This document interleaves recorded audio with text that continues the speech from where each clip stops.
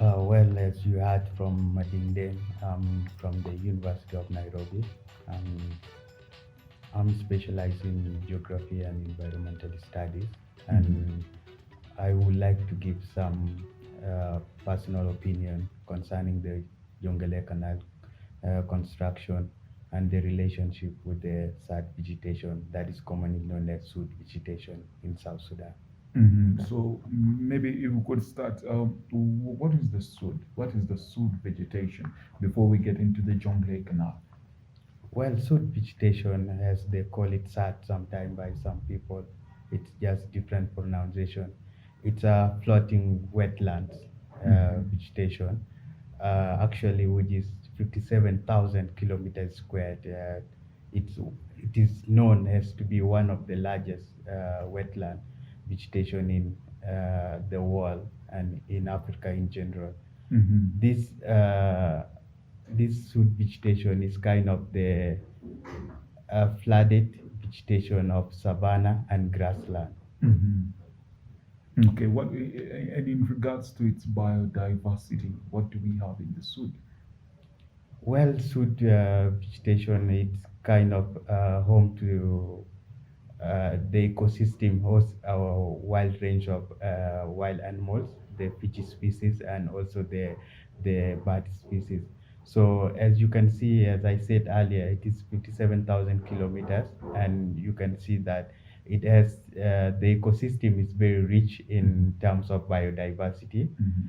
and we have the mammals such as the Tiang antelopes, which Mhm. are well known to be migrating yearly. It is a mass migration that you can actually compare it to the wild beast in Sengereti National Park and also the Masai Mara. Masai Mara National Park. Mhm. So these antelopes migrate to the higher grounds. And where is it specifically located, the Sudd vegetation? It is located in Upper Nile region, that is in the greater Upper Nile region, the areas surrounding the part of Jonglei all the Mhm. way to the part of Upper Nile, the Malakal. Mhm. It's in that area. Okay, now, so maybe now we can get now, at least after that background, we can now go about Jonglei. So maybe give us a little background about the Jonglei Canal, when it started, and which parties are involved with it, and where it's located specifically. How did it come about? The idea of the construction of the Jonglei Canal came into existence. It goes back way during the Anglo-Egyptian and the British colony, whereby uh, they have decided to that we are losing a lot of water into the Nile basin.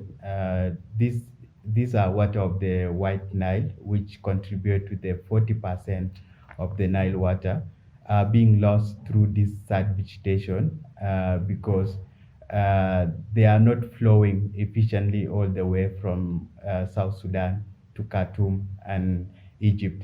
So the Egyptians felt that in order to have this water, they have to kind of construct this Jonglei Canal so that it can allow the efficient flow of the Nile water instead of the Nile water being lost through this sad vegetation.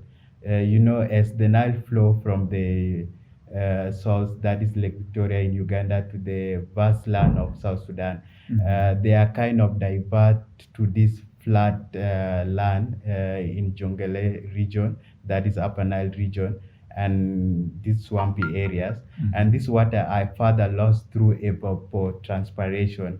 Mhm. And it is estimated that 10 billion cubic meters of water are lost in this area.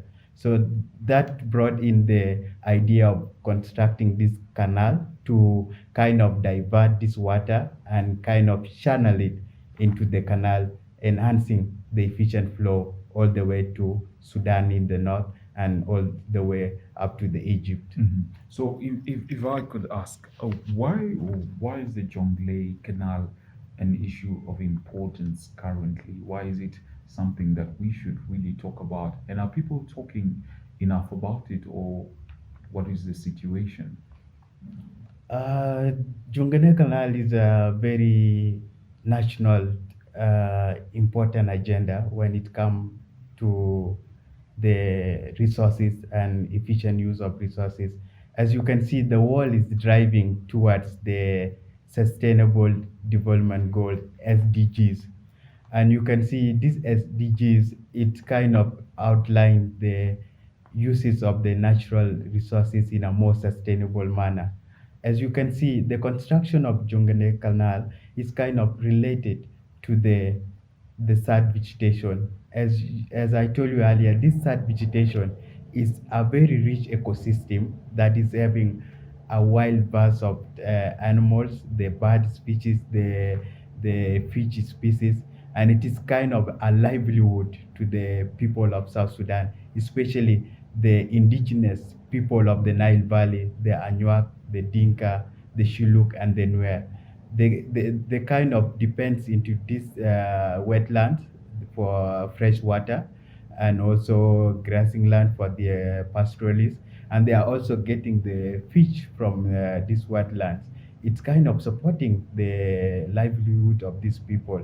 If we kind of construct this Jonglei Canal, it will kind of withdraw the water from the sad vegetation, and it will dry it up. The land will be just a dried up land, and it's kind of, let's say, no longer supporting the livelihood of these people.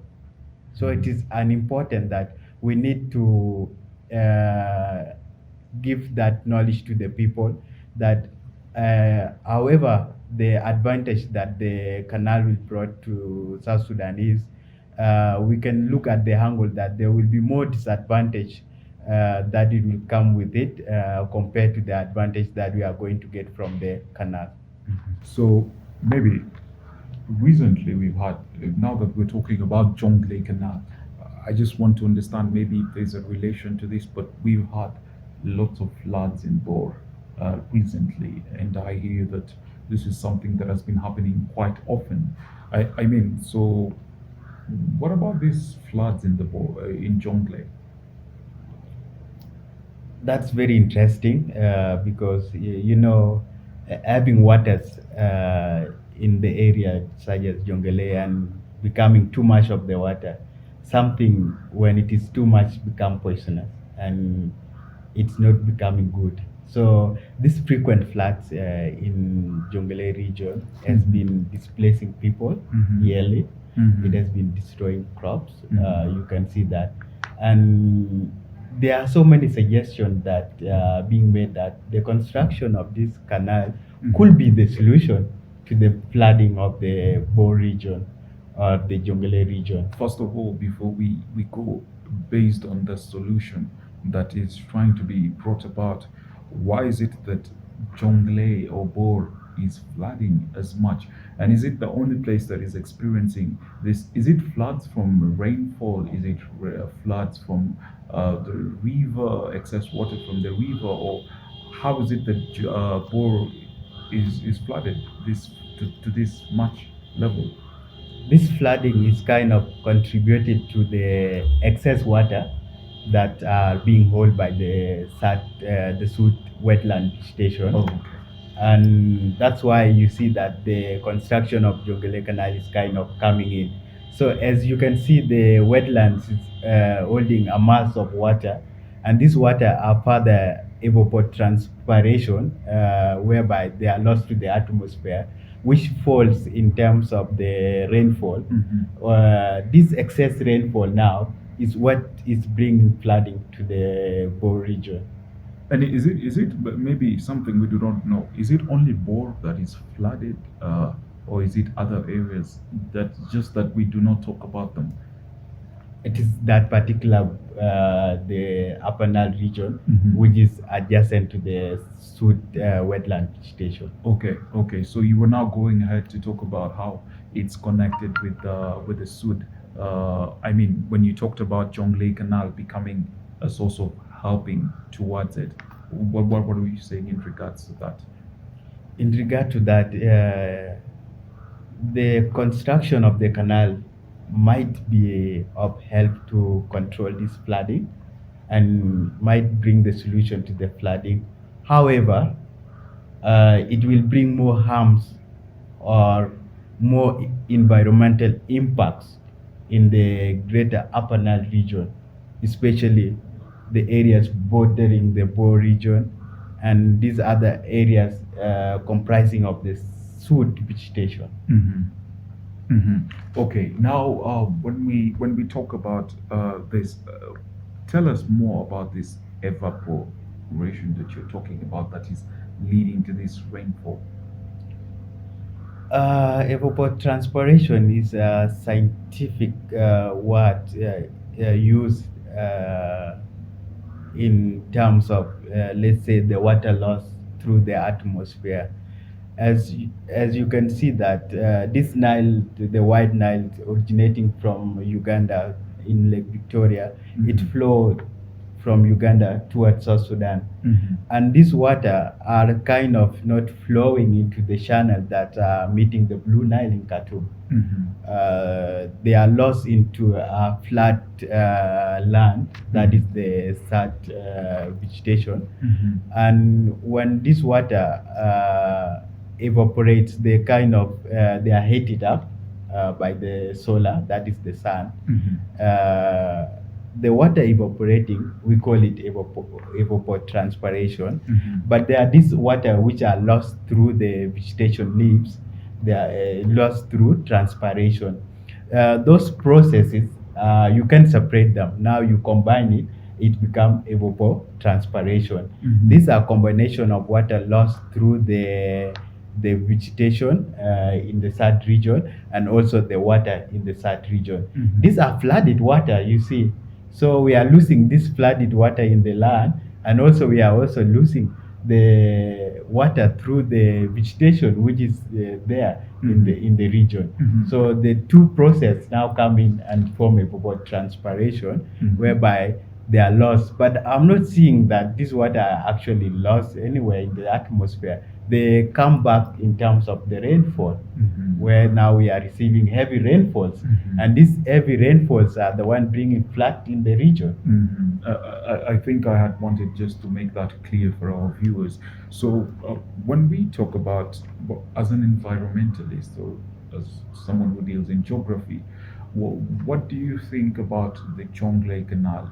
You talked about Egyptians taking part in constructing of Jonglei Canal. Do you think it's a matter of interest, or is it really a matter of for the betterment of Upper Nile or South Sudan at large at itself? As we can see, the Jonglei Canal construction, it came in 1978, Mhm. whereby the Egyptian used all the manpower. They funded it, engineers, all the equipment, and they actually started the excavating that land, and they managed to kind of excavate 240 kilometers out of 360 kilometers. As you can see, it's almost halfway done, and I don't see the interest of South Sudanese in this construction of the Jonglei Canal. It's just for the interest of the Egyptian, because they kind of want to divert this water from the Sudd vegetation, and so that they are getting more water in the upstream, Mhm. because they felt that if we are losing 10 cubic meters of the Nile water to this vegetation, why not construct this canal and kind of allow the efficient flow of the Nile water? Mhm. So I'm not seeing that South Sudanese are benefiting in this canal. However, they might benefit in terms of the agriculture. They might benefit in terms of the navigation, the waterways. Mhm. As you know, the canal is kind of artificial waterways. So these Mhm. are waters flowing through the channel. Mhm.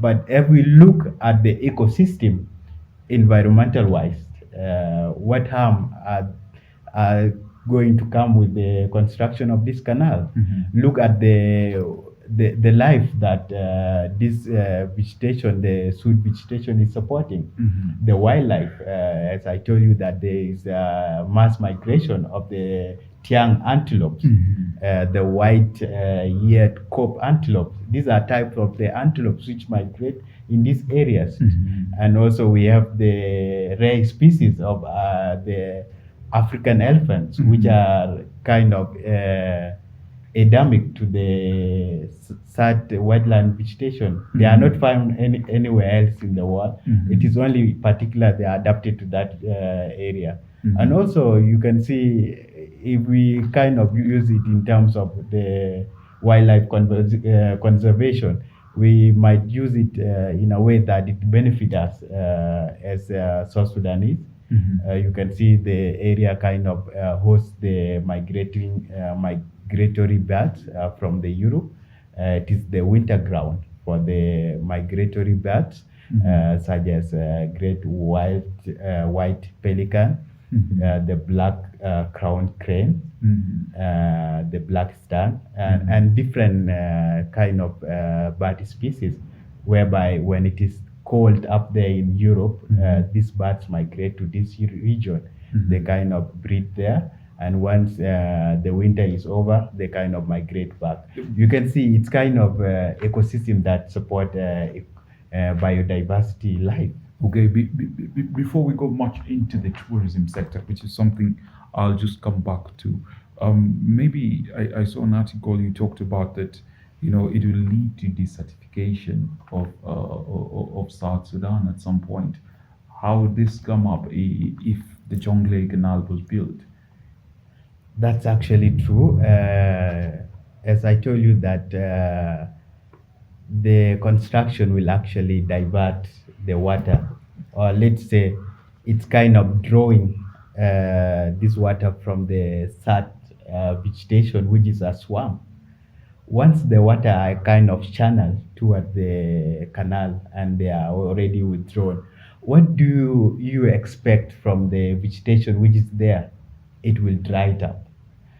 The precipitation, that is the rainfall, will reduce because hydrological cycle has been affected. Mm-hmm. This will kind of lead to the desertification in this area.